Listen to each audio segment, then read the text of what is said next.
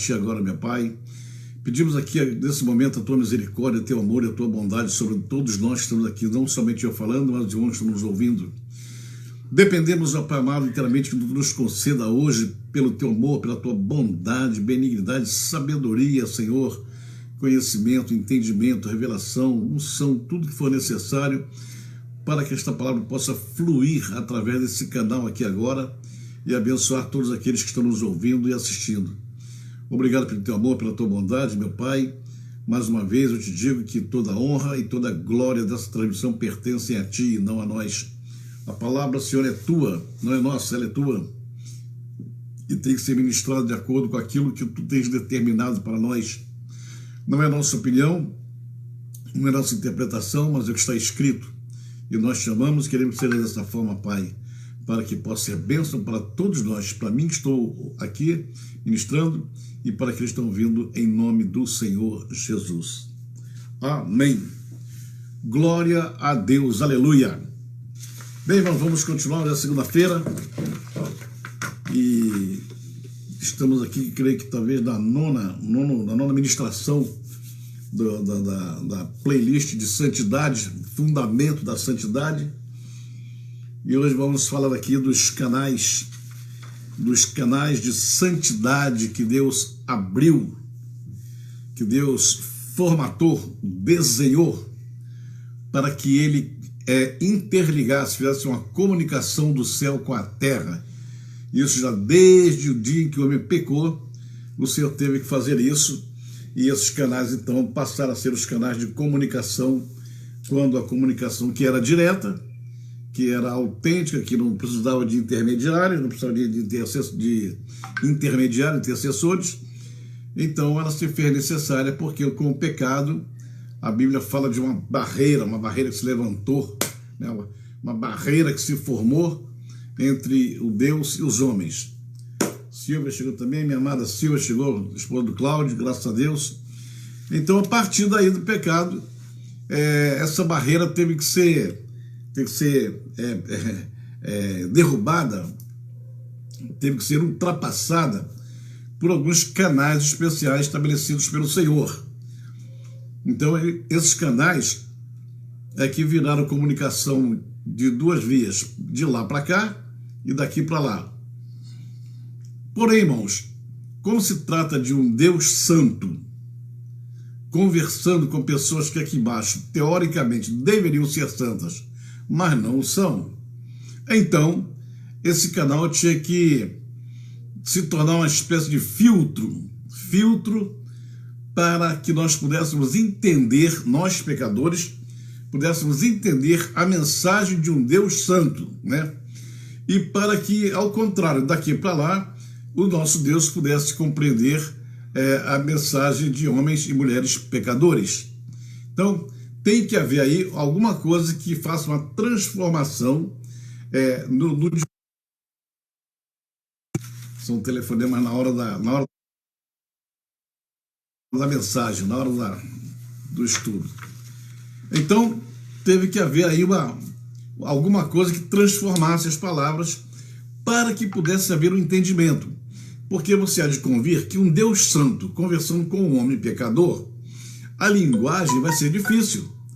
Difícil para o homem pecador entender aquilo que Deus quer dizer. E não é o caso de antigamente apenas. Hoje em dia ainda é assim. Hoje em dia ainda tem pessoas que Deus fala com elas, dá uma mensagem para elas, ou através de uma profecia, ou através de um cântico, ou através de uma pregação, ou até diretamente, e ainda assim o ser humano tem dificuldade de entender.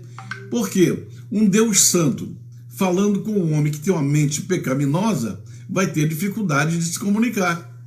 Daí a necessidade de ter canais de comunicação. Bem, quero dizer para vocês que antes de começar a abrir esses canais, o Senhor se comunicava diretamente com o homem, lá no Jardim do Éden. A voz aparecia todo dia lá, conversava com o homem, não havia problema nenhum. A glória se manifestava, a glória descia ali e se manifestava. Porém, depois, quando o homem pecou, o homem teve que sair do Jardim do Éden, veio para a terra, ficou aqui na terra e a situação aqui complicou um pouco. Então, Deus, o nosso Deus, Hashem, ele precisava de vez em quando falar com o homem e agora já não via mais pessoalmente. Ele usava anjos Então mandava anjos aqui na terra e os anjos comunicavam as suas mensagens. E até hoje os anjos continuam trabalhando. Mas os anjos não se tornaram um canal único, um canal exclusivo, não. Além dos anjos, o Senhor teve que abrir outros canais. Os anjos também são santos por natureza, porque os anjos são habitantes celestiais. Os anjos estão no céu, vêm do céu para cá. Então, esses anjos, por si só, por não conhecerem o pecado, eles são santos. São mensageiros santos que vêm da parte de Deus para encontrar com o pecador e trazer uma mensagem, né? Normalmente, nós entendemos pelo estudo de angelologia que esses anjos, quando vêm, são anjos mensageiros, conhecidos como malachim. São os mensageiros, né? Tem aqueles que ficam aqui na terra trabalhando em favor dos homens, conforme diz lá em Hebreus, anjos enviados a trabalhar em favor daqueles que hão de herdar a salvação. Somos nós. São chamados, aquela classe chamada Yashim. Os Yashim estão aqueles, algumas pessoas chamam de anjos de guarda, queiram chamar protetores, mas estão sempre trabalhando a nosso favor. Yashim. E os malachim são anjos que vêm trazer a mensagem. São os mensageiros, né? Fora, é claro, que tem outras classes que apareceram, como o anjo Gabriel deu aqui, e se trata de um arcanjo, e não de um malachim, um mensageiro comum, né? O arcanjo já tem uma classe mais elevada, então, mas vem trazer mensagens de forma especial para ocasiões especiais. Mas, de modo geral, são os malachim que atendem, que trazem mensagens para nós. Bem, independente deles, ou a partir deles, ou além deles, o Senhor, então, quando o homem começou a se formar como nação, então começou a criar canais para que pudesse haver o contato entre o céu e a terra.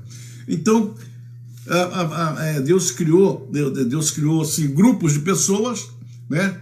Esses grupos tiveram que passar por processo de santificação, daí o planejamento, o desenho, a formatação divina de pegar grupos da terra, homens da terra, que para servir como canal teriam e têm que se santificar. Não pode ser qualquer pecadorzinho aí, perrapado, que vai se tornar um mensageiro, né? De vez em quando aparecem os crentes assim e falam assim, não, mas Deus usa qualquer um. Claro que Deus usa qualquer um, irmão. Isso aí a gente sabe disso.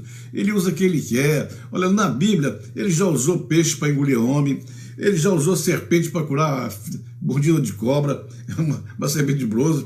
Ele já usou uma jumenta até para falar, né? Então Deus usa quem ele quer, do jeito que ele quer. Mas isso aí, irmãos, não é a regra. Deus usou um animal, né? Deus usou uma jumenta, essa é a regra não, foi uma exceção. Deus usou o peixe lá para engolir o profeta Jonas. Isso é regra? Não. Deus não anda mandando engolir peixe, engolir homem toda hora. Foi uma exceção, foi uma necessidade, foi um caso à parte, né? E assim por diante. Então, vamos entender claramente que no normal, naquilo que Deus criou, no que ele formatou, no que ele desenhou, então ele criou grupos especiais. Esses grupos têm que então passar por um processo de santificação, alguns até permanente, né? Uma vez que começa, tem que ir até o fim. Uma vez que entra no ministério, que entra para servir a ele como intercessor, como ligação entre o céu e a terra, tem que passar pelo processo de santificação. E aí então nós vamos ver isso aqui, né? Quando a nação saiu de Israel, já começou ali o processo da formação de um grupo chamado sacerdócio, ou sacerdotes, né? Então os sacerdotes são uma casta preparada, chamada, selecionada, escolhida, treinada, ensinada, santificada pelo Senhor, para que pudesse servir como intermediários entre o céu e a terra.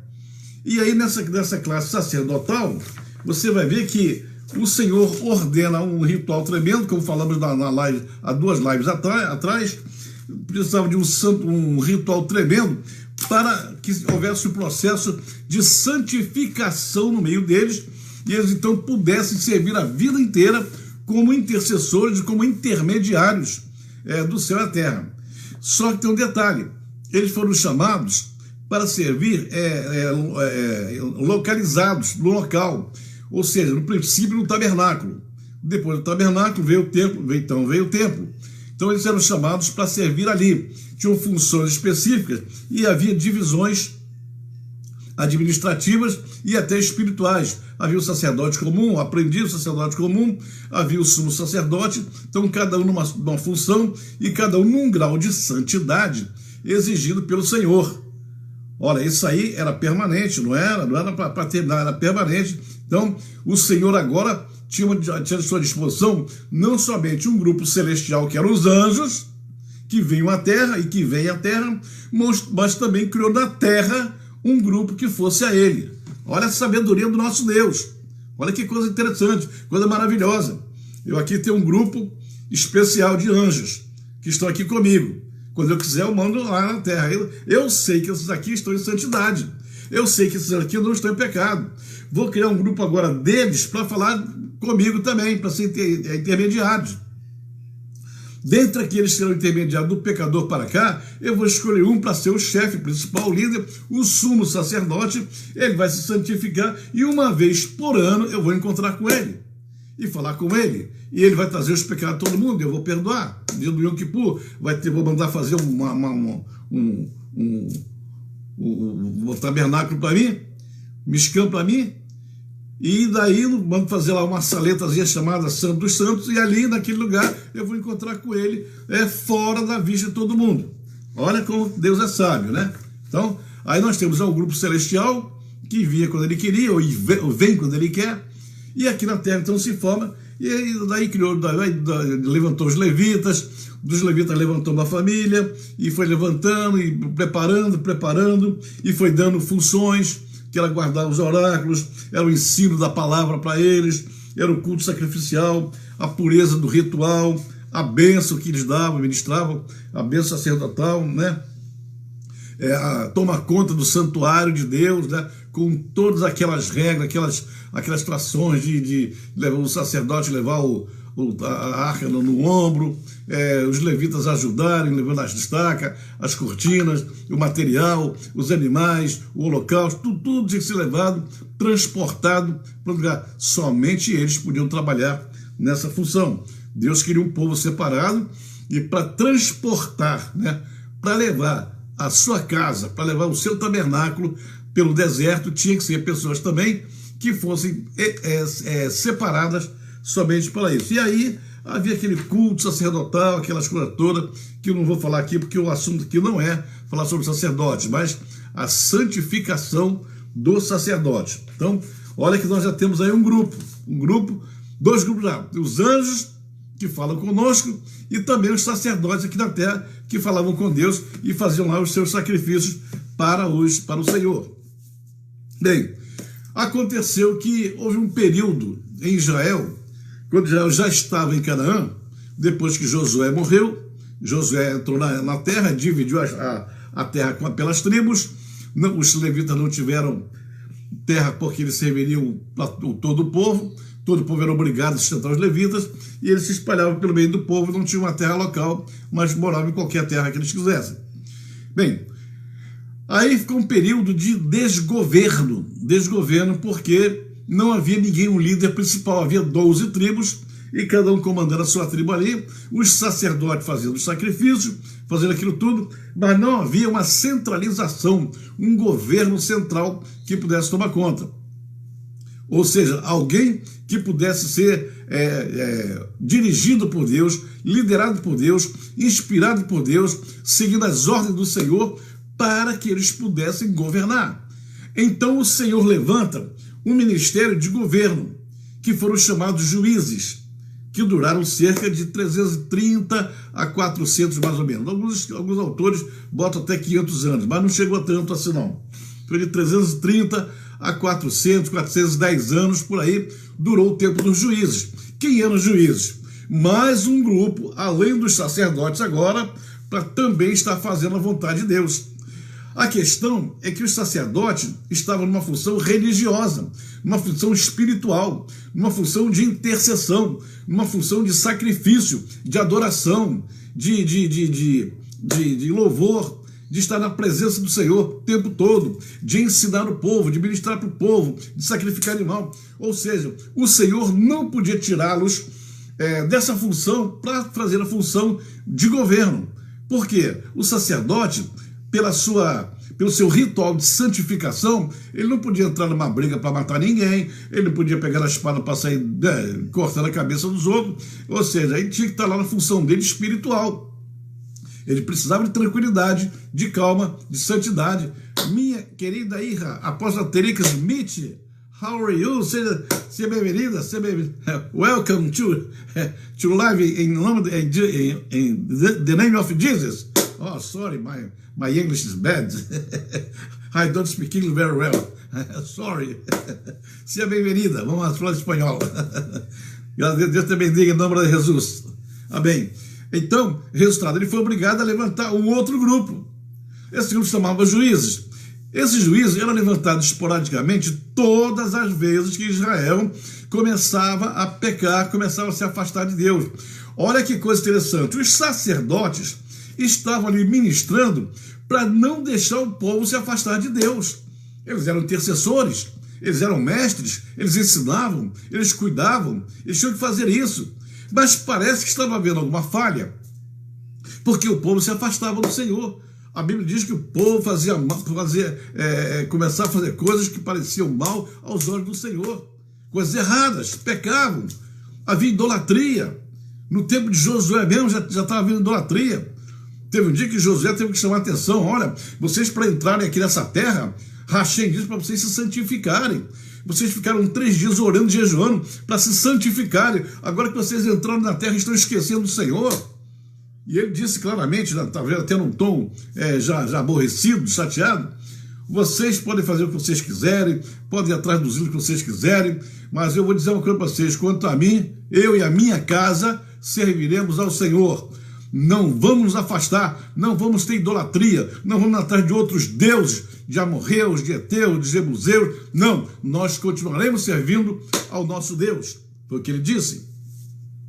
Bem, então, nesse período, Josué morreu, não pôde mais estar na liderança, e aí então começou essa prevaricação desse pecado, e aí, resultado, os sacerdotes não estavam conseguindo resolver a situação, porque parece que havia alguma falha, alguma situação que ele não conseguia trazer o povo à presença do Senhor. Então o Senhor, quando o povo se arrependia, quando o povo chorava, quando o povo clamava: Senhor, tem misericórdia, nós estamos aqui os filisteus estão nos perseguindo, os midianitas estão nos perseguindo, os inimigos estão nos perseguindo, nós vamos morrer, Senhor. Aí o Senhor então levantava homens, chamava homens para essas funções, Aí chamou Gideão, Sansão, Jefté, Débora, Otiniel, vários homens, que foram chamados para juntar um exército e combater e defender Israel. Quando esses homens se levantavam, então Deus, orientado pelo Senhor, o Senhor ajudava, abençoava, eles traziam Israel de volta para a adoração a Deus. Agora, olha que coisa interessante, preste muita atenção nisso, que acontecia lá atrás, assim que o povo entrou na Terra Prometida, com o que está acontecendo hoje na igreja moderna. Hoje, 4.000 anos depois, veja o que está acontecendo. Então, na verdade, esses guerreiros combatentes, o caso de Gideão, por exemplo, foi combater com 300 homens, e venceu, Deus abençoou, e governou Israel por 40 anos. Por 40 anos ele se colocou como líder de Israel e conseguiu manter a paz e a tranquilidade. Mas quem deveria fazer isso eram os sacerdotes. Eram os sacerdotes que deveriam manter o povo na presença de Deus. Mas não estavam conseguindo. Aí Deus levantou Gideão, levantou outros juízes lá, morriam. Aí passava um tempo, Israel voltava a fazer o que parecia mal aos olhos do Senhor. Aí se desviavam do Senhor. Cadê os sacerdotes? Cadê a organização? Cadê a estrutura? Cadê o povo? Foi chamado para trazer o povo ali diante do Senhor. Estavam falhando.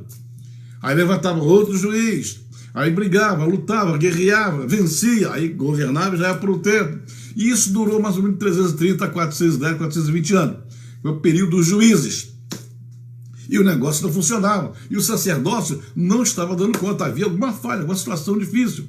Até que chega um tempo, mais lá na frente, que aconteceu uma tragédia, né, em Israel, quando o sumo sacerdote se chamava Eli, ele tinha lá seus filhos Ofni e Finéias, e o sacerdócio estava corrompido, estava corrupto, eles estavam roubando as coisas do altar, estavam comendo o que não era para comer, eles estavam se prostituindo com mulheres, Ofni e Finéias, que eram os filhos de Eli, se prostituindo lá atrás do tabernáculo.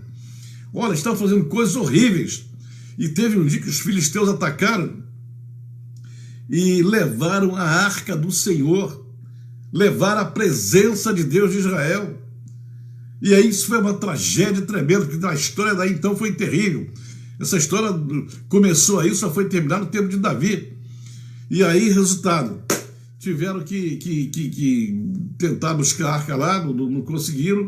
E aí havia uma mulher chamada Ana, queria ter um filho, e não tinha filho, porque ela tinha lá uma concorrente lá, chamada Penina, e ela simplesmente ter um filho. Então ela todo ano oferecia um sacrifício ao Senhor para que conseguisse ter o seu filho. E passou 1 ano, 2 anos, 5 anos, 10 anos, 15 anos, mais de 15 anos depois, quase 18 anos depois, ela cansou daquilo, né, porque eu levava a sua oferta direitinho, não acontecia nada, até o dia que ela disse: Senhor, o ano que vem eu não trarei aqui mais um animal para te oferecer. Eu vou trazer o filho que vai nascer da minha barriga. Eu sou estéril, mas o filho que vai nascer da minha barriga eu vou te oferecer.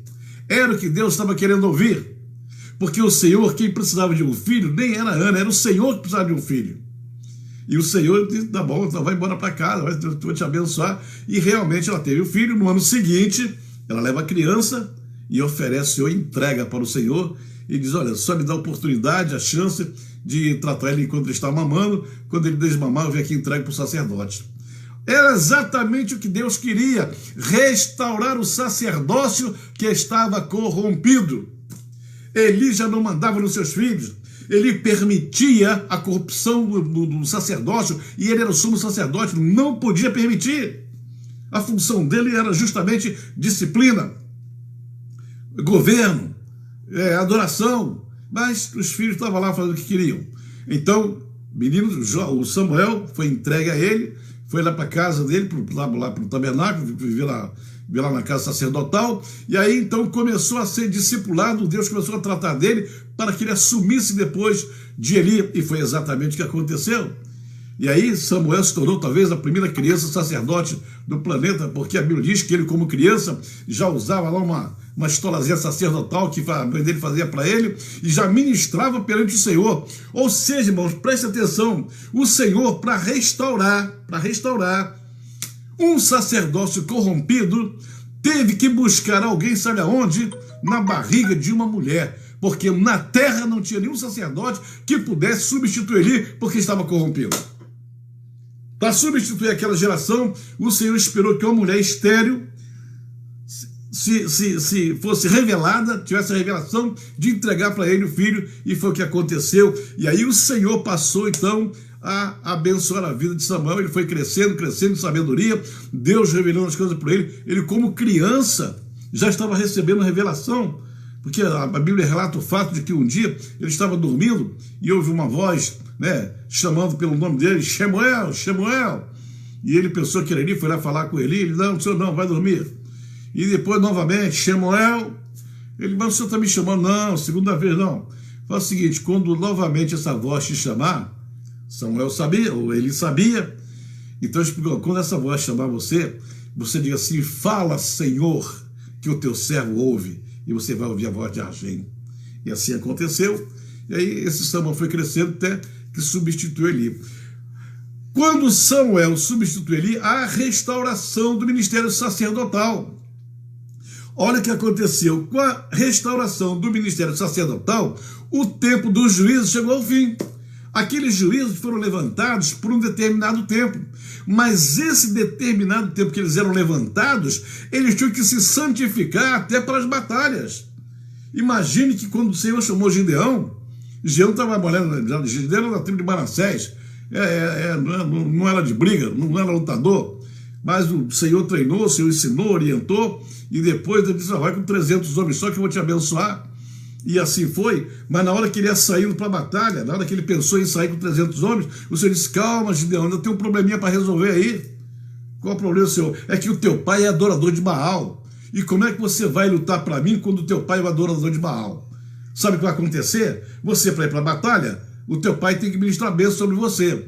E o teu pai vai ministrar bênção em nome de Baal. Então, Gideão, vai lá e destrói todo o altar de Baal. Porque em Israel, o único que tem que ser adorado sou eu e não Baal. Olha que coisa interessante, o preço, irmãos, presta atenção que isso é muito profundo, o preço da santificação. Gideão, se fosse lutar debaixo das bênçãos do pai dele que adorava Baal, ele ia perder. Então o Senhor, sabendo disso, não, primeiro destrói o altar e faz o seguinte: pega a madeira do altar, sobe o monte, leva aquele boi dele, aquele boi, o segundo boi lá, pega ele, leva o mata e sacrifica para mim com a madeira do altar de Baal, queima a madeira toda para sacrificar para mim. Que coisa linda. Aí você está liberado para ir. Olha que coisa maravilhosa. Irmãos, a santificação tem um preço. A santificação não é brincadeira, não. Olha, como é que Gideão tinha que se santificar para matar um montão de gente, para lutar contra os inimigos, conforme foi, debaixo da graça de Deus. Gideão levou 300 homens, e daqueles 300 não morreu nenhum. Nenhum deles morreu, nenhum deles foi ferido na batalha. Deus abençoou todos eles. Que coisa linda. Foi a mesma coisa quando chamou Moisés. Moisés, vai lá tirar o meu povo do Egito. Deu aquelas orientações, fez aquilo tudo. E quando disse vai, aí a Bíblia diz que no dia seguinte o Senhor mandou um anjo para matar o garoto, o filho dele, mais velho, que não tinha sido circuncidado. Por causa da circuncisão, Moisés foi impedido de seguir à frente. Não, primeiro Zípora, sua esposa, veio, circuncidou o filho dela, aí foi. Por quê? Porque quando Deus te chama, meu irmão, minha irmã, para uma missão, para um ministério, não tem nada que possa atrapalhar. Não deixa nada para trás pegando, não deixa nada te amarrar, não seja escravizado pelo teu passado, limpa toda a área, pede perdão, se acerta, se conserta e vai em frente. Porque o preço da santificação, o preço do ministério é um preço alto, não é preço barato não, é caro. Bem, quando acabou o tempo do juízo, o sacerdote que agora era Samuel, que se tornou juiz e sacerdote, então ele começa a governar o povo, e como tinha um grande ministério, era um homem de Deus, temente a Deus, então Deus começou a abençoá-lo. Mas um dia o povo disse: nós queremos o rei, e Samuel, mas Deus é nosso rei. Não, nós queremos o rei como todo mundo tem. Tá bom, então vamos lá. Ele foi falar com o Senhor: Senhor, estão me rejeitando. E o Senhor disse: calma, Samuel, não estão rejeitando a você não, é a mim que estão rejeitando. Mas se eles querem o rei, vamos dar um rei para eles. E deram o rei, e você sabe o que aconteceu. Ora, concomitante com os juízes, que depois de chegar a Canaã, até no deserto mesmo, já havia registro de profecias, de registro de palavras proféticas, né? Você encontra ali Moisés já sendo um profeta, você encontra um profeta falando com Gideão, um profeta aqui, um profeta ali, vários lugares você vê profetas se manifestando.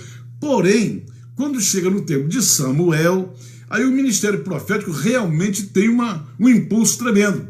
Por quê? Porque Samuel, além de ser um tremendo profeta de Deus, ele também criou uma escola de profeta, uma companhia de profetas, né? E começou então a formar o ministério profético.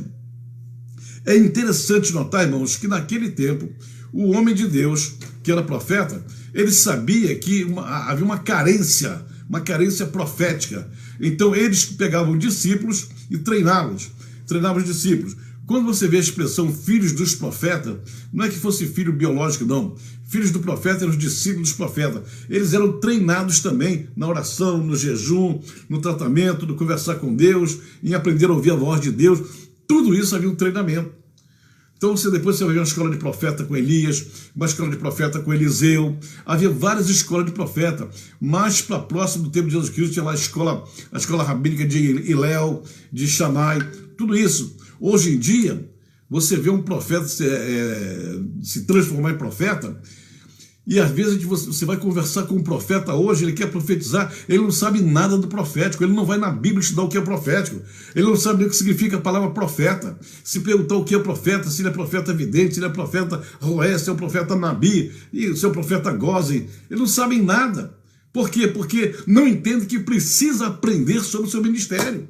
Qualquer pessoa, seja pastor, evangelista, ou apóstolo, profeta, qualquer um que vai exercer o ministério, tem que aprender na Bíblia como se ministra, como se forma esse ministério. Aí então Samuel impulsionou, o impulso maior nasceu no tempo dele.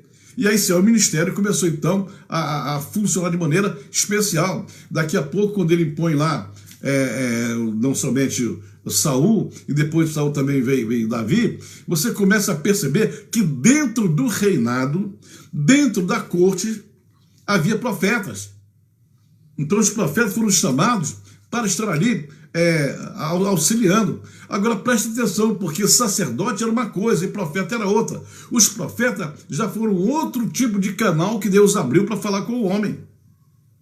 Só que os profetas também, eles não tinham funções sacerdotais.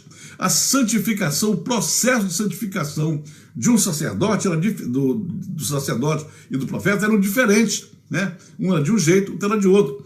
Normalmente os profetas, eles ficavam nas montanhas, eles ficavam separados, eles ficavam longe, ou então, quando era colocado à disposição do rei, ficavam perto do rei, ou próximo do rei, ou numa montanha perto do rei. Normalmente os reis consultavam os profetas quando queriam ouvir a voz de Deus. Então você vai ver em toda a Bíblia, né, em todo o Antigo Testamento, que de vez em quando o rei está mandando chamar o profeta para fazer uma consulta a Deus. Por quê? Porque o profeta passou a ser uma espécie de ligação direta, né, do céu com a terra. Então esses homens recebiam a mensagem e levar a mensagem a quem tinha que ser levada. Aqui, ali ou acolá. Normalmente as pessoas o procuravam, além de profetizarem, além de trazer a mensagem divina, eles também receberam poder e autoridade para fazer milagres. Você vai ver os profetas fazendo milagres e os profetas fazendo, inclusive, certos atos proféticos que não constavam na Torá, que não estavam na lei, mas que eles tinham uma abertura, tinham um conhecimento, um entendimento para fazer esses milagres. Normalmente os milagres dos profetas eram milagres completamente diferentes daqueles milagres tradicionais feitos ou por um sacerdote ou por um rabino, conforme você vê não somente no Antigo, mas também no Novo Testamento. Então, os profetas, os juízes foram por um tempo. O sacerdócio e o profético não foi por um tempo, eles permanecem até hoje. Bem, mas além do sacerdote, além do profeta, além do juiz, além do anjo, havia um outro grupo ainda, que eu mencionei na live passada, que eram chamados nazireus. Os nazireus também eram pessoas que eram chamadas por Deus. Alguns já eram escolhidos ainda já na barriga da mãe, no ventre da sua mãe, e quando era escolhido, no caso de Sansão, por exemplo, Sansão, a mãe de Sansão, até ela teve que jejuar, até ela teve que deixar de tomar bebida forte. Ou seja, a santificação de Sansão já começou na própria mãe. A própria mãe já começou a ter uma gravidez já debaixo de uma santificação, porque o fruto do ventre dela ia ser uma criança para servir ao Senhor, ia ser um nazireu para servir a Deus. Né, conforme foi estabelecido para ele, não podia tomar vinho, não podia beber bebida forte, não podia comer certas carnes, não podia tocar em cadáver, não podia se prostituir, ou seja, era uma regra geral para que ele se santificasse. Esses, eu expliquei aqui, os nazireus, eles eram formados ou chamados por Deus e formados depois para atividades especiais. Não era qualquer um, não era para qualquer coisa. Havia realmente sobre eles um propósito especial de Deus para efetuar algumas missões especiais nessa terra.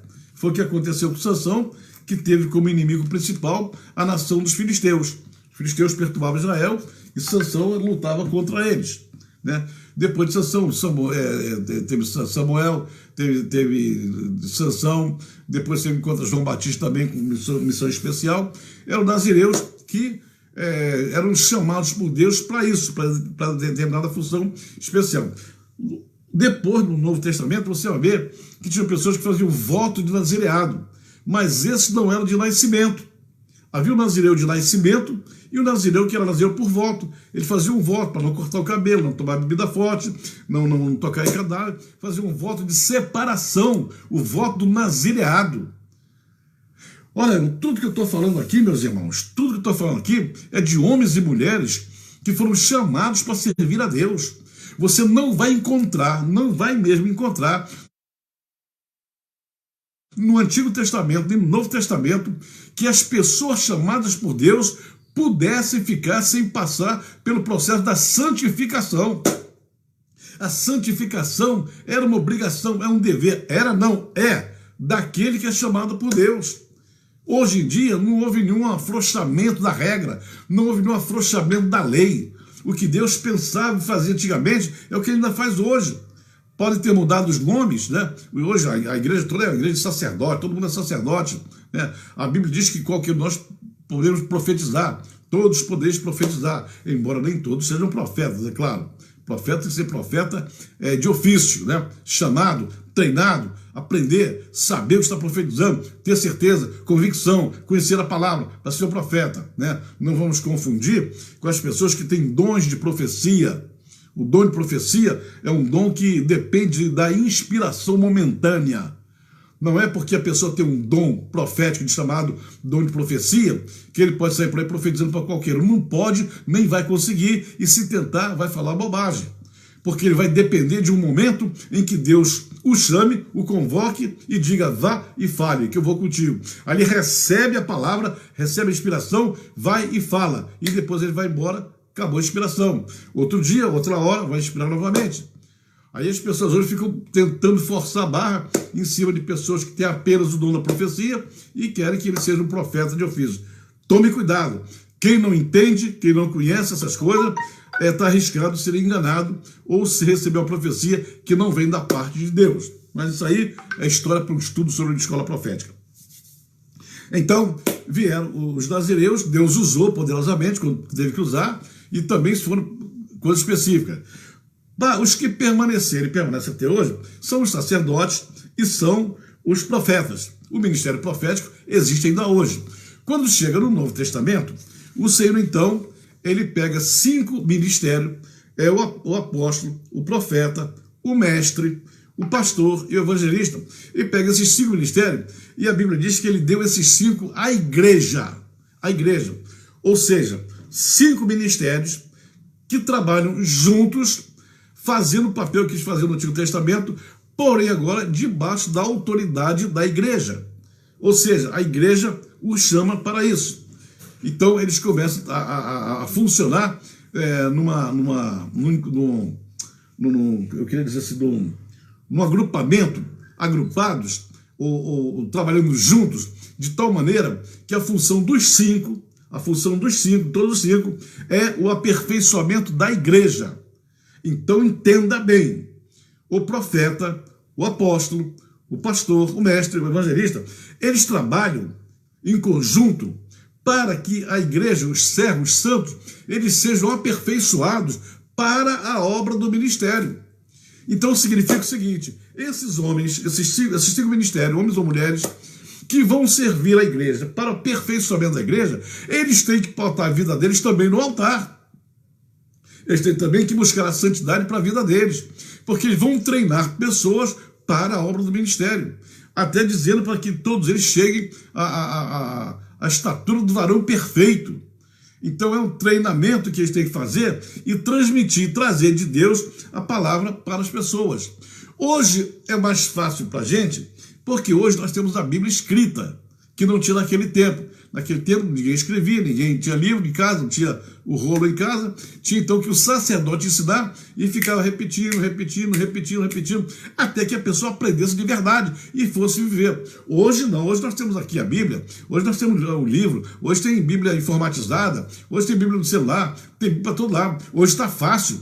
Nunca foi tão fácil conhecer a Deus como hoje. Porque hoje você conhece, porque você estuda, você lê, você vive, você pratica. Então, nós hoje deveríamos estar numa posição de santidade maior e melhor do que o pessoal do Antigo Testamento. Nós temos a oportunidade que eles não tiveram. Nós estamos na era pós-Cristo. Eles estavam na era antes de Cristo. Ou seja, eles tinham que crer num Cristo que ainda viria, um Cristo que no futuro viria. Você vê quando Jó fala: eu sei que o meu Redentor vive e que um dia se levantará sobre essa terra. Estava falando de Cristo. Ora, mas Cristo ainda ia nascer quase 4.000 anos depois e ele já estava crendo. Nós não, nós já temos o fato histórico, o fato já aconteceu, Cristo já veio, já morreu na cruz, nós temos prova, né? Tem relatos, a história diz, né? Ou seja, nós acreditamos no que já aconteceu, eles acreditavam no que ainda ia acontecer. Para eles era mais difícil santificar a vida do que para nós, porque nós hoje temos toda a oportunidade do mundo, temos aqui a palavra do Senhor que está na nossa mão, né? É só abrir e você lê, você da sua casa, você pode fazer isso. Você pode compreender, pode conhecer cada vez mais, pode sair fora daquela palavra do Senhor quando diz: meu povo perece porque lhe falta conhecimento. Hoje conhecimento só falta para quem não quer aprender, porque está aí, as igrejas estão pregando, as redes sociais estão falando, o celular está falando. Ou seja, tome cuidado, porque essas coisas, essa quantidade de portas abertas para conhecer a palavra, que Deus está abrindo, preste atenção numa coisa: um dia vão se voltar contra nós, porque no dia que alguém fala assim: eu não conhecia a palavra porque o pastor na igreja ele não me ensinou, é mentira, porque você tem a Bíblia em casa, é mentira porque você tem um celular que tem Bíblia, tem 10, 20, 30 versões da Bíblia, é mentira porque as redes sociais falam sobre a Bíblia, é mentira porque a televisão fala, o rádio fala, todo mundo fala. E você vai botar a culpa no pastor? Ou vai botar a culpa na sua preguiça de não querer estudar, de não querer ler? Olha o que eu estou falando. Nunca foi tão fácil como hoje. Não despreze a oportunidade. A geração que nós estamos vivendo é uma geração que não conhece a palavra porque não quer conhecer. Porque a palavra está na mão de todo mundo. Até o incrédulo, até o ateu tem Bíblia em casa hoje. Coisa interessante, né? Até quem não crê na Bíblia, você vai na casa do ateu, não crê em Deus não, mas está na Bíblia, na estante dele. Então não crê porque não quer. Então, hoje, os 5 ministérios é apenas a continuação daquilo que acontecia lá no Antigo Testamento. Hoje nós estamos fazendo à vontade. Nazireu hoje, se quiser fazer o voto, é problema dele, não é obrigado. Se Deus quiser falar com ele, isso é problema dele, né? Não tem mais juízos, conforme tinha antigamente, mas os sacerdócios continuam existindo. Os intercessores estão por aí. Quando a gente bota aqui na nossa rede apostólica, no nosso grupo, né? O fulano, nosso irmão, a nossa irmã fulano de tal, nosso irmão fulano de tal, está doente, vamos orar por ele. Estou convocando agora, quando eu coloco lá, estou convocando agora os intercessores para clamar, né, pela salvação, pela cura dessa pessoa. Sabe o que é isso? Esses intercessores são sacerdotes, que ao atender o chamado de oração começam a orar. Os sacerdotes são intercessores. Estão ali para trazer a cura para o povo, como estava antigamente. Então, todos são sacerdotes. Quando eu peço oração, eu não me dirijo somente a pastores, ou apóstolos, profetas, não. A toda a igreja. A igreja, os membros da igreja, eles podem orar a Deus. A Bíblia diz que o véu do templo foi rasgado lá na morte de Cristo e dando acesso a toda a presença do Pai. Então agora todos são sacerdotes. Não precisa mais de alguém lá. O nosso sumo sacerdote hoje é o Senhor Jesus Cristo, é Yeshua HaMashiach, que está sentado à direita do Pai intercedendo por nós. Ele é o nosso sumo sacerdote. Não sei se você sabe, se você já estudou sobre isso, mas no dia que o sacerdote entrava no Santo dos Santos, que era o dia do Yom Kippur, né, o dia do perdão, né? E uma vez por ano acontecia isso, porque durante aquele dia as pessoas traziam as suas ofertas, havia gente de todo Israel ali para ficar perto do tabernáculo ali, e esperando, né, quando o sacerdote entrava no Santo dos Santos, e ele ficava lá dentro e não tinha hora para sair.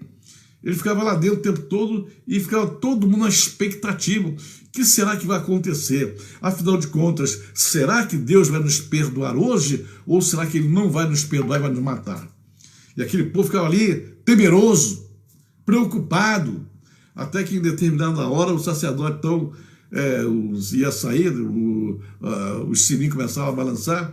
Então quando ele saía, ele levantava as mãos assim para o povo. Quando ele levantava as mãos, o povo O povo explodia de alegria, porque o levantar as mãos do sacerdote, do sumo sacerdote, para que todo o povo visse, era o sinal de que Deus havia aceitado a oferta e que Deus havia perdoado todo mundo. Oh, que alegria! Aí era uma festa, né? Virava uma festa também, todo mundo cantando, pulando, se alegrando, porque o nosso Deus nos perdoou. Que maravilha, que coisa linda, né? Quando o nosso sumo sacerdote estiver chegando à terra, montado num cavalo branco, com a espada na boca, lá na sua coxa escrito Rei dos Reis, Senhor do Senhor, que ele levantar as mãos assim, ó. Eita maravilha! Todo mundo que é salvo no Senhor, que crê na salvação, que crê nesse encontro maravilhoso, vai pular de alegria, vai sorrir de alegria, vai ser um gozo tremendo, saber, chegou a nossa hora, nós agora vamos sair desse mundo maligno e vamos realmente entrar na vida eterna para todo sempre. Amém, irmão?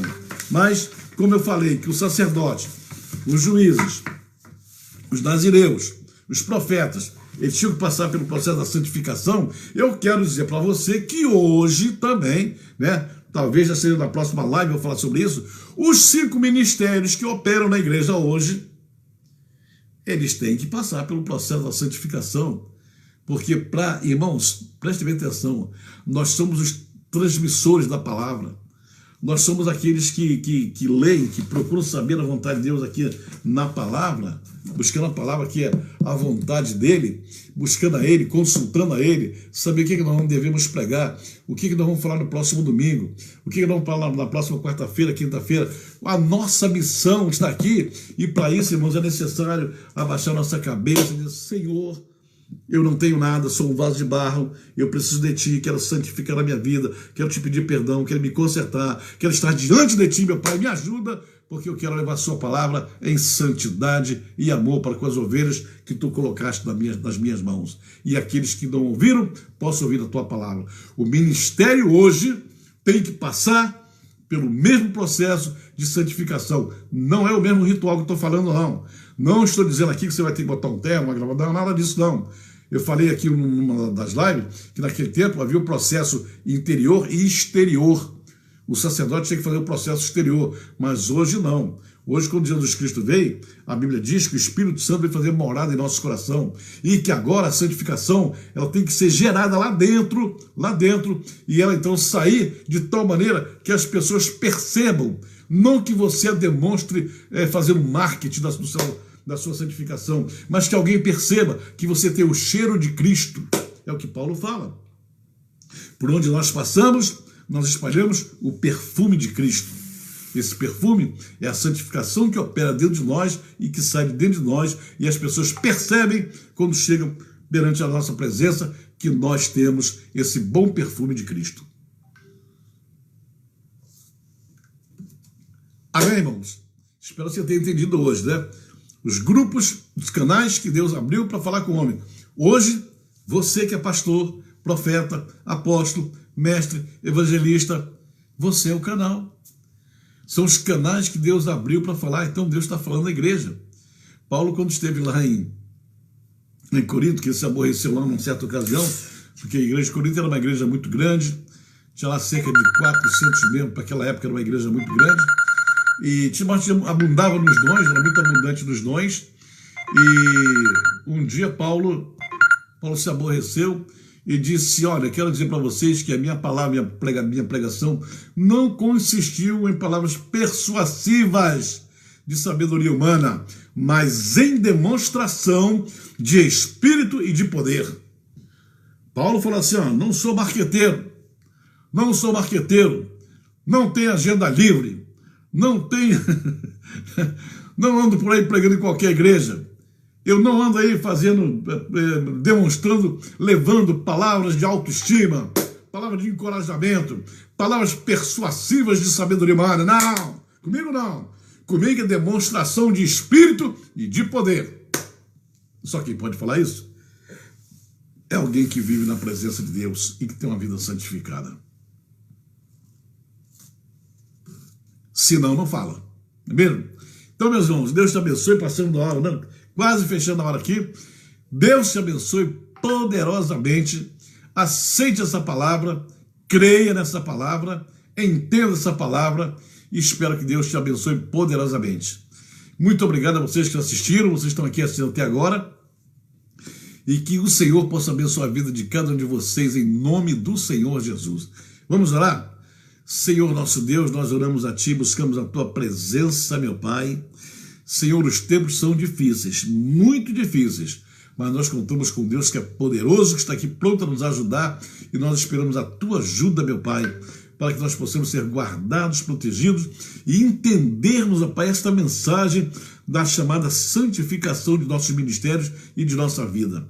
Precisamos muito da Tua ajuda, Pai amado, para não cairmos na hipocrisia, mas para termos uma vida santa, reta e piedosa na Tua presença. Abençoa todos aqueles que nos ouviram e abençoa todos aqueles que receberão quando esse vídeo for compartilhado. Sejam todos abençoados em nome do Senhor Jesus. Pai, e nós entregamos a Ti toda a honra e toda a glória desta transmissão em nome do Senhor Jesus. Dá-me o Teu perdão, Pai, se alguma palavra disse que não caiu bem nos Teus ouvidos. Mas me ajuda, Pai, a que tenha palavras retas e santas para o Teu povo, em nome do Senhor Jesus. Amém. Deus te abençoe poderosamente. Maria Lúcia está assistindo, Marcos Mota também. Minha pastora Adelaide França, lá de Aparecida. Célia Duarte, Terezinha Sobre de Miraí. Tânia Domingos, aleluia, graças a Deus. Marisa Tânia, lá de Teresópolis, de Petrópolis. Marisa Costa, aleluia. Diego Jéssica, Paulo Souza, ih, quanta gente aqui. Silvia, Felipe Gelesta, pregador, grande pregador lá de Guaratinguetá. Vai estar pregando a nossa convenção aqui no Rio de Janeiro. Miriam Farjon, aleluia. Depois que eu viajando aqui, aí já passou direto. Jorge Coelho, tá firme, forte, Teletop. Aí, irmão, Deus abençoe vocês então. E hoje, segunda-feira, então, até quarta-feira, depois de amanhã, em nome do Senhor Jesus. Tenha um bom dia, uma boa noite. Deus te abençoe. Eu tenho que encerrar agora. Daqui a pouco eu tenho aula com o Rabino. O Rabino está me ensinando umas coisas aí boas. E se Deus quiser, quarta-feira estaremos aqui em nome do Senhor Jesus. Amém. Deus te abençoe. Grande abraço.